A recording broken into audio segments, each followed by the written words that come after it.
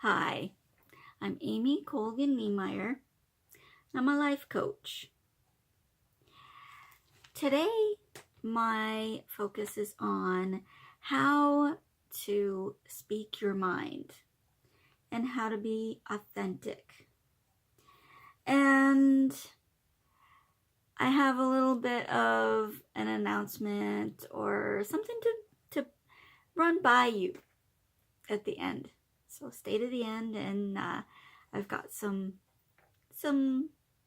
news about what I've been thinking about, some changes that I'm going to make. Do you care too much about what other people think? Do you hold back opinions because you don't want to make waves? You think people will think that you're crazy or they'll judge you in some way? Do you go along with friends even if you don't agree with them? Again, not to make waves. And maybe if you don't agree with something that somebody's doing, say at school or at work, you think it's kind of devious or something that's really not fair. Do you go along with it just to fit in, just not to make waves again? Or do you say something? Not even maybe being kind. Some people might not even think that they should say anything about, oh, I love you, I truly love you. Telling somebody truly how you feel in a positive way, because they think, oh, well, they'll think I'm corny, or they'll laugh or giggle or something and think it's kind of silly. Do you do that? You think you'll be laughed at if you say really what you feel? Do you hold back from doctors because you don't want to face another surgery? You don't want to be maybe judged too. Maybe you have a doctor who just doesn't really take kindly to patients knowing anything. Doctors out there that think they know everything and you as the patient know nothing. I have not met very many of those doctors, but they are out there, and they're not my doctor for long.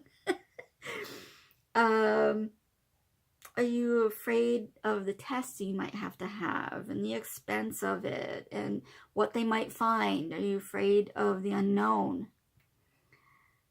Do you go to parties that are really boring, but you want to fit in? You want to look like you're with the popular people, and so with being with the popular people, you might be popular too, even though you're bored out of your mind. Do you go along with pranks to fit in? Those kind of things. Do you go along with a business deal even though you think it's kind of shady? Or you just don't think it's ethical? You don't think that it's right for the company? But you don't want to make waves? You don't want to get into trouble? Do you stay in a relationship just because it feels quote-unquote safe? Or you just don't want to hurt the person's feelings? They're basically a nice person, but you really don't have anything in common, or you don't really get each other anymore. You don't really fit together very well anymore. Don't agree on much. Okay. Do you not voice your opinion or idea just to keep from rocking the boat with family or with a teacher? And again, at work or with your doctor. Okay, now, this is a cautionary note here. I'm not talking about being a bully. I'm not talking about being mean or disrespectful. I'm talking about just going out there and saying your piece, saying what you feel about things, what you think about things, your opinions, in a reasonable, respectful manner. That's what I'm talking about. And if you're afraid to do that, then maybe you should rethink that a bit and do what really feels good to you. What really would serve you better and help you make your life happier and less stressful, perhaps. Okay, now, what I'm talking about is being honest with yourself. Like I said, live your truth, speak your mind with kindness and respect and integrity and truth. Now, how? Okay, some examples. Tell the person you don't agree with something. Do it nicely, but tell them, no, I don't agree with that. Don't just nod and like, oh, yeah, when you don't absolutely do not agree. You respect their opinion, but you say your piece. And you expect them to respect your opinion as well. You don't want to go to a party and say so. You offer an alternative, like maybe a friend of yours wants to go to this party and saying, well, you go on, you go ahead. We'll go out, dancing, or we'll go out to another event next week. I just don't feel like going to this one. That's perfectly decent. That's perfectly fine. You don't have to go just because your friend wants to. They can go if they want to. You don't have to. And you request a meeting with your boss, your supervisor, to discuss differences in policy, or maybe you are kind of ticked off that you haven't gotten a raise in a while. Talk respectfully and professionally with your boss in private about it and see if you can come to an agreement. You request a meeting with a colleague maybe that you're not getting along with. There's some tension there and you want to clear the air. Talk about it in a meeting, in a private meeting again. You refuse to work with questionable businesses. Put your foot down. If you flat out do not want to work with a certain colleague in a certain business, say so. And be professional, be respectful, but stick to your guns and say, this person, you really need to back it up though. You really need to back it up with proof that something is fishy. But let your boss know. And you let your doctors know when you disagree with them. That can be a shock to some doctors.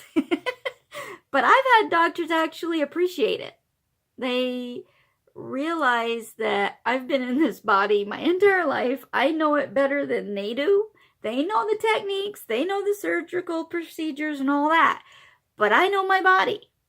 And they respect that. They respect that I am in charge of what happens to me. And so hopefully you have those doctors too. And make sure that they understand that you're not trying to be a bully. You're not trying to be just a smart aleck. You're really wanting the best for your body and the best for your situation. So, stick up for yourself and let the doctor know. And you let people know what you can and cannot do. Unapologetically. Just say, hey, there's some things I can't do. I'm not going to go rock climbing. I'm not going to do something where I'm on the edge of this mountaintop and, go, skydiving or something off from it, or bungee jumping off from it. One, I am terrified of heights. And two, I've had a lot of things in my lifetime where I was born with spina bifida, and I've been in and out of the hospital my entire life. And I really don't want to voluntarily do something that is risky. I mean, I will take risks. Normal, everyday, like normal risks. Like, trying something that is a little bit out of my comfort zone, but I mean, skydiving and that kind of thing and bungee jumping is way out of my comfort zone. Talk to me in like 5 years and maybe I will, but it's not in my comfort zone. And I will go outside of my comfort zone a bit, but don't ask me to do these, daredevil type of things. No, nope, not gonna happen. So, just do what feels good to you bit by bit. Take it slow. Yes, go outside of your comfort zone and live a little and explore and get excited about life. Get something different in your life. But you don't have to do these wild, crazy things if you don't feel like it. If you don't feel like you're safe doing it. That's perfectly fine for you to say no to that.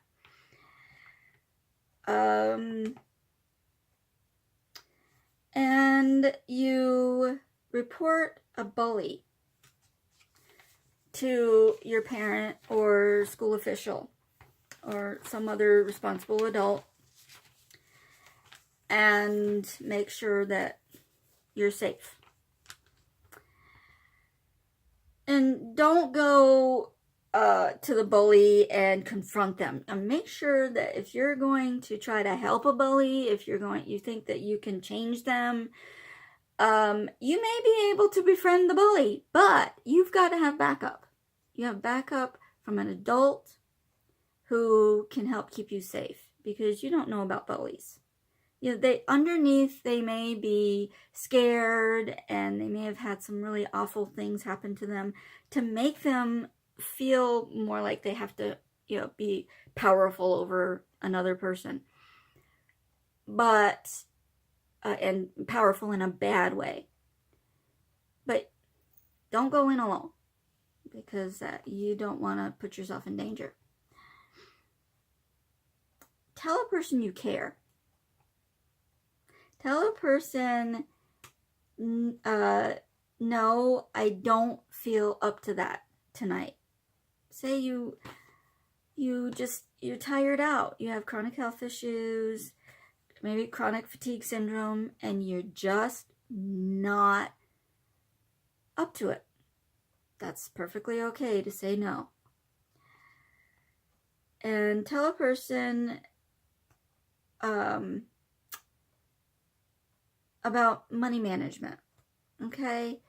Say your spouse spends like they're a millionaire and you don't have that kind of money. Say, hey, whoa, let's talk about this. We've got to get our money in money management into in line, and stop spending outside of our means. Okay. Tell a person that you need what you need in a relationship. Let them know what you need. If you're not getting it, you owe it to that person. You love or loved them at one time enough to become their wife or husband, partner. You need to talk to them about what you need and what needs to change, and listen to them too. Make sure they listen to you and you listen to them. See if you can work it out. Tell a person how it feels when they make assumptions. This is something that people with chronic health issues have to deal with a lot, because people assume just because you have chronic health issue, you can't do something. Well, there are some things you can't do, but there are plenty of things you can do. And people need to understand that and be sympathetic to that, and understanding toward that, and aware that you can do something, that this is not just because you have something that you deal with every day, you have health maintenance to do, doesn't mean you can't do anything. Educate them on that. Okay, again, be truthful but tactful. And provide information. Ask questions to be able to live your best life. So you can be your own person and be a free person to do anything that you possibly can in life, and be happy with it. Be happy with those decisions. And rewards. The rewards of doing this, again, living your best life, of course. Doing this, being honest with yourself and others, can help you feel more connected with others. It can help you attract people who are like you and who you need in your life. They see the real you. They'll be attracted to that real you. Instead of maybe you put on airs and the people you really need, are turned off by you because you're not being yourself. It can boost your feeling of well-being because you are living your truth. You're being you. And it doesn't mean, again, to be disrespectful. It means to be true to yourself. And in a tactful way, telling people, I can't do that. Or I don't want to do that. I wish not to do that. Maybe another time. Maybe it's something you just don't feel like doing now. And doing what feels right to you, and again, with kindness and respect.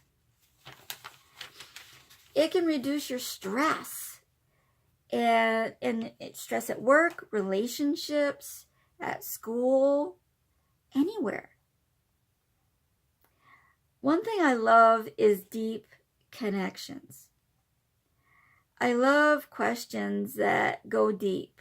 People probably think, well, oh, I probably shouldn't ask her that. I love those kind of questions because it brings us closer. So those questions of, what are you grateful for? I love that at Thanksgiving time. What are you grateful for? And it kind of bums me out when people skip it. And what is something that you have always wanted to do but you've never done yet? A hidden talent. What's your hidden talent? What are you really good at that nobody really knows? And those deeper questions are exhilarating to me. When people ask about my medical issues and experiences and my opinions on issues and those kind of things, I love it because it's showing they really are interested in me. It's not the mundane, run-of-the-mill questions or the surface stuff. It's the deep stuff that's going to help you get closer to that person on a deeper level. And last thing, do you speak your mind? Are you authentic? Do you live your best life? Do you think this is your best life that you're living? Do you have no problem asking for what you need? My email is amy@acnlifecoach.com. I'd love to hear your thoughts on this issue, this topic, and see what your experiences have been and what your thoughts are on this. You take care, have a great weekend, and I'll catch you here next week. Oh, and I was going to tell you, I am trying out DIBA coaching, D-I-B-A coaching. What you think of it? Is Dream, Imagine, Believe, Achieve, and helping people with chronic health issues, somebody who's at a crossroads in their business, and teens that either have chronic health issues or not, figuring out that whole time of their lives. All sorts of stuff. But it's Dream, Imagine, Believe, Achieve. It's my new program. It's something I've been toying around with for a while. It's been my motto for a while. Now I'm going to turn it into an actual methodology for coaching. What you think of it? Let me know in the comments, or you can email me again at amy@ecnlifecoach.com. You take care. Bye-bye.